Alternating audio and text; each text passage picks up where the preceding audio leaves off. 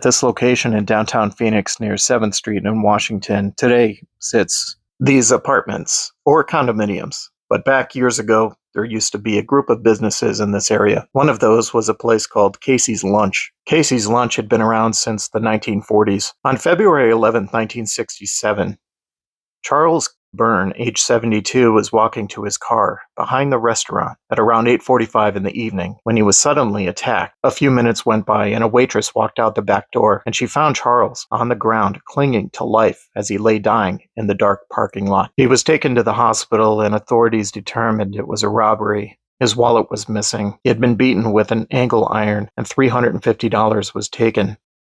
Just after midnight, Charles Byrne died. At the time of the robbery, the restaurant had around a dozen patrons and employees that police eventually interviewed. A few days after, Phoenix Police Detective John Fields was contacted by authorities in Salinas, California. They were holding two men for armed robbery. They had evidence that tied them to the murder of Charles Byrne. Both men would be extradited to Phoenix. They were 24-year-old Anthony Sanchez and 28-year-old Eugene Mason. Both men were laborers and fruit packers living in various hotels in downtown Phoenix. They were charged with first-degree murder. A key witness named Lloyd Ransom Roberts was needed to testify at the preliminary hearing, but he couldn't be located. Now, police didn't think he was hiding. They just thought that he didn't realize that his testimony was needed. By April, he couldn't be found, and the charges against the two men were dismissed. On August 26th, the charges against Mason and Sanchez were refiled as Roberts was located and returned to Phoenix. Both men were held without bail. In October, when the trial started, charges against Sanchez were dropped. It was revealed during the trial that Anthony Sanchez lived with Mason for a year before the murder. Testimony revealed that he saw Mason beat Charles Byrne with the angle iron and steal his wallet. And all evidence pointed to Mason. On Friday, May 3, 1968, Eugene Mason was found guilty of first-degree murder in the beating of Charles Byrne. He was sentenced to life in prison. In 1976, Mason escaped with another inmate, but was caught after a few hours. Eugene Mason spent the rest of his life in prison, dying on Halloween 2016 at the age of 77. Charlie Newman Byrne was 72 at the time of his death. He was born in Texas and was an Army veteran of World War I. He moved to Phoenix 40 years prior from Oklahoma and was a member of the American Legion. He was survived by his wife, his daughter, 3 sons, a sister, 2 brothers, and 9 grandchildren. He is buried at Greenwood Memory Lawn Cemetery in Phoenix. Charles Byrne was killed February 11, 1967, and about 2 weeks before Eugene Mason was found guilty of the murder, on Monday night, April 23, 1968, the new owner of Casey's Lunch was a man named Peter Lopez Truba. In that night, he had been seen arguing with a customer, and it got pretty heated. And while others in the restaurant continued eating and talking, the two men took the argument out back. Moments later, 2 gunshots rang out. Suddenly, the man Peter had been arguing with ran into the bar, over to the register, emptied it, and then ran out the front door entrance. Out back, about 15 yards from where Charles Byrne had died, was the body of Peter Lopez Truba. He had been stabbed to death. Police determined that the gun that was fired was Peter Truba's gun and that the suspect had taken it. An hour and a half later, based on descriptions of the suspect, 37-year-old William Barth Moore was arrested in Tempe. Moore was charged with first-degree murder, and during the trial, he said he attacked Truba after Truba shot at him twice. Peter's wife testified that after the shots, she ran back and saw Moore standing over her husband with a bloody butcher knife in his hand in the back alley. In April of 1969, William Barthel Moore was found guilty and sentenced to life in prison. He died in prison in 1975. Peter Lopez Truba was 53 at the time of his death. He was born in Williams and came to Phoenix 30 years prior. He was a member of the Independent Order of Foresters. He was survived by his wife, a daughter, 2 sons, 2 brothers, a sister, 4 stepdaughters, and 13 grandchildren. He is buried at Greenwood Memory Lawn Cemetery in Phoenix.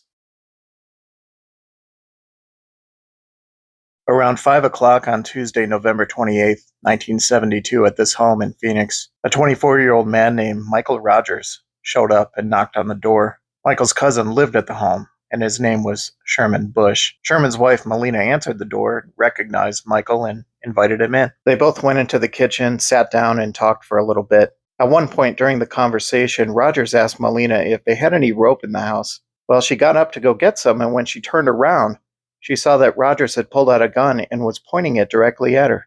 Rodgers forced Melina to sit down, obtained the rope, and began tying her hands. And at the same time, Sherman was returning home, just pulling into the driveway. With the sound of Sherman returning home, in an instant, Melina caught Rodgers off guard and made a quick dash for the bedroom. He chased her, but she was able to get to the closet and obtained a .22 caliber revolver. A shootout ensued between the two, just as Sherman was entering the home.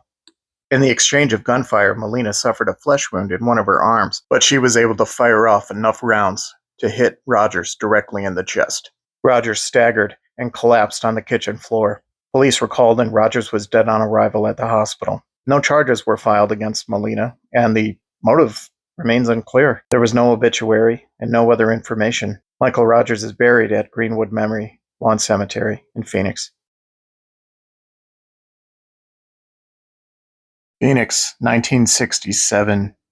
In June, a 24-year-old woman named Linda Lee Meredith went to the courthouse downtown and filed for divorce from her husband, 42-year-old LeVoy Meredith.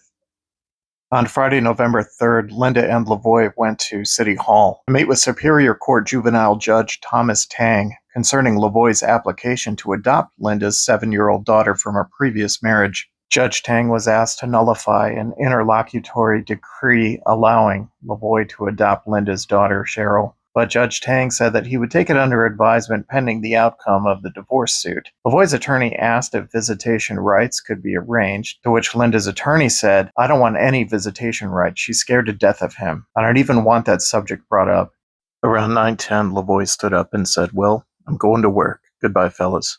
And with the meeting over, LeVoy and Linda both spoke to their own attorneys, and they left. As Linda walked out, she was followed by LeVoy. Both of their attorneys went across the street to Newberry's to have a cup of coffee and talk. Outside, Linda walked to her car, and suddenly, shots rang out. LeVoy, with a gun in his hand, ran towards Linda, firing in the process. Linda screamed and ran as fast as she could along the sidewalk on the north side of Jefferson, directly in front of the Phoenix City Council rotunda.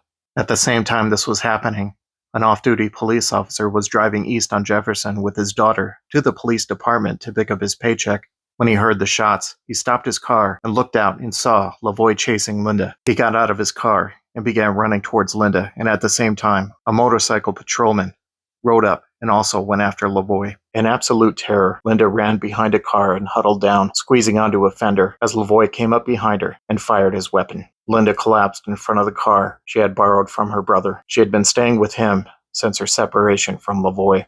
LeVoy then walked over to his car and got in, and as he was about to start it, Officer Roberts had reached him, pointing his weapon at him and commanded him to get out of the car. LeVoy offered no resistance, and he was arrested. As this was happening, Phoenix mayor at the time, Milt Graham, he happened to be driving by, and he stopped his car when he heard the gunshots. At the request of Officer Roberts, using his car phone, he called for an ambulance. After hearing that somebody had been shot, both Linda and LeVoy's attorneys came out of Newberry's, and only a few minutes later did Linda's attorney find out that the victim was his client. He said Linda had asked him a few days prior about getting a restraining order, but it slipped our minds, he said. Linda held on as long as she could, but died just after arriving at the hospital. There were dozens of witnesses to the murder.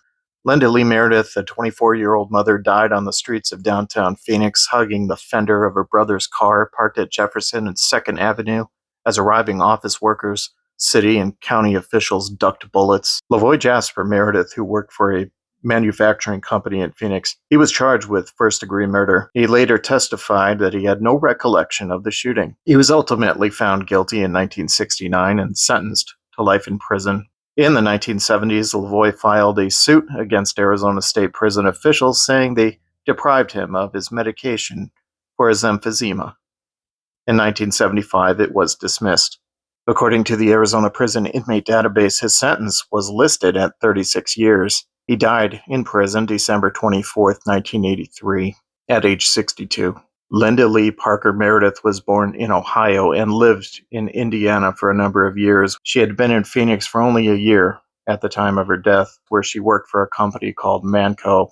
She was survived by her daughter, her father, and her brother. Her daughter went to live with her brother when she was killed. According to her death certificate, she is buried at Greenwood Memory Lawn Cemetery in Phoenix.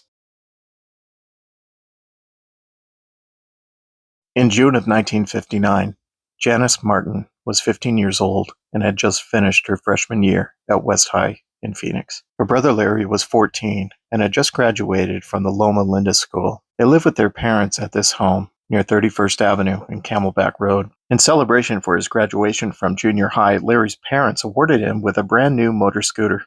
I'm not sure exactly what type, but here are a few ads of scooters that they had around that time frame. On Monday, June 8th, around 4 o'clock in the afternoon, Janice and Larry left home on the scooter to visit their church farm at 56th Avenue and Lower Buckeye Road. The farm was operated by their ward of the Church of Jesus Christ of Latter-day Saints. When it was close to dinner time, the two decided to head back, with Larry driving and Janice perched behind. As they headed north on 59th Avenue, they got closer and closer to this railroad crossing. In the short distance, a westbound Southern Pacific switch-engine railroad came coming fast, with whistles and horns blowing. Larry and Janice got closer, apparently not seeing or even hearing the train. As they continued, they entered the crossing and into the path of the train. They were hit. The force of the train knocked Janice out of her shoes, and she was thrown 60 feet. One of her shoes was later found on top of the engine. Larry, along with the scooter, was carried 236 feet west down the right-of-way. According to witnesses, they rode right into the path of the train. Neither of them saw it or heard it. The engineer, a 60-year-old named Alvin Graham, was in shock afterwards and had to be taken to the hospital. Janice was a member of the Girls Athletic Association of West High and of Tri-Y. Larry was a better-than-average student who was very athletic, and he excelled in sports. Larry Lamar Martin and Janice Paulette Martin are buried at Greenwood Memory Lawn Cemetery in Phoenix. The crossing where this tragedy occurred is still there today. However, 59th Avenue now runs over the location. Larry and Janice are not forgotten.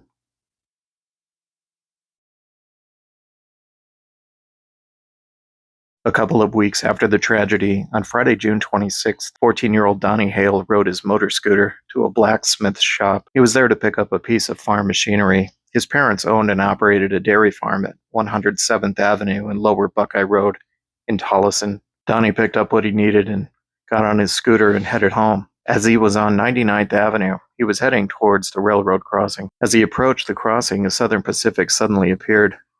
Donnie applied the brakes, but the scooter skidded out of control and crossed the tracks. Donnie was hit and killed. Sheriff's Deputy Dick Comfort said Donnie apparently saw it or heard it just a moment before. He applied the brakes, causing momentary loss of control. Then it seems he righted the scooter and rode directly in front of the train. The train's brakes had already been applied because of a truck that reached the crossing just ahead of the scooter. The train narrowly missed hitting the truck. Donnie Hale was born in Texas. He came to Phoenix with his parents when he was 1. He was survived by his parents, his sister, 2 grandmothers, and a grandfather. The location, still there today. Donnie Hale is buried at Greenwood Memory Lawn Cemetery in Phoenix.